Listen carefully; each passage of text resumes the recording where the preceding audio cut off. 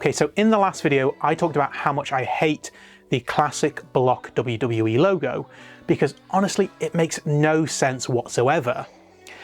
And now I'm going to completely contradict myself because I've been sent something all the way from Australia and I actually really like it.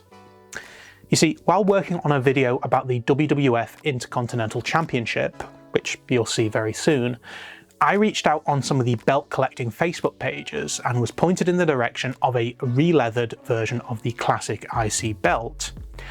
The only thing is, it has the block WWE logo. But anyway, after a long wait, this finally arrived. Now, let's not waste any time with this. Let's just take this over to the bench and take a closer look at it, shall we? So this is a WWE shop replica, as in these are the standard mass-produced plates that you'd get from the official WWE store website. However, this has been re-leathered by a guy called Chris Simmons in Tasmania. One of the first things I noticed about this belt, like many of the WWE shop replicas, is the colour of the gold isn't quite right.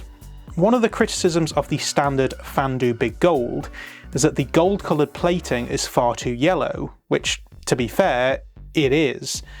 However, this isn't quite as bad, and it may not come across on camera, but it's still not right. Ignoring that this is unquestionably the wrong logo, I'm very impressed with the quality of these plates. This is one of my first experiences with the more recent versions of WWE's official belts, and while I've had my criticisms of the WWF Winged Eagle replica, this one actually looks great. But one thing that's very obvious when you hold this belt in your hand is just how basic the design of this is. For many people that's the appeal, its simplicity is its beauty.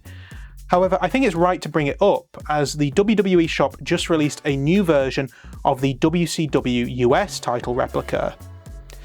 These two belts are very similar in design, and if I bring in my original Figures Inc. belt from 2001, granted it's a kid-size belt, and this is actually the first replica I ever got, it's very obvious just how much more detail there is on this version than the Intercontinental Championship. So if you're considering one of the two, I'd probably recommend the WCW belt, although it will look slightly different to this one, considering this one is 20 years old right now. But back to this belt. This isn't on the standard strap that you'd get from the WWE shop. This is real leather, and it feels great. It's quality leather, it's strong but floppy, the tooling is great. I mean, I'd probably be tempted to put a bit of fresh edge coat on it, as the edges seem to be burnished nicely, but some edge coat would probably round them off even better, and I think some of the original edge coat has got a little bit chipped. This definitely has a different feel to a belt that you'd get from a maker. I think I prefer the leatherwork to the shop plates. It's not that there's nothing wrong with them, they just have that sort of mass-produced feel to them.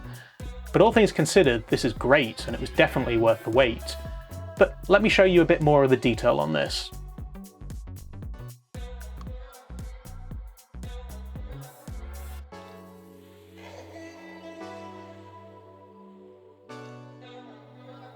At the end of the day, this is a beauty, and it will do nicely for my Intercontinental Championship video. But until then, I'll see you all next time.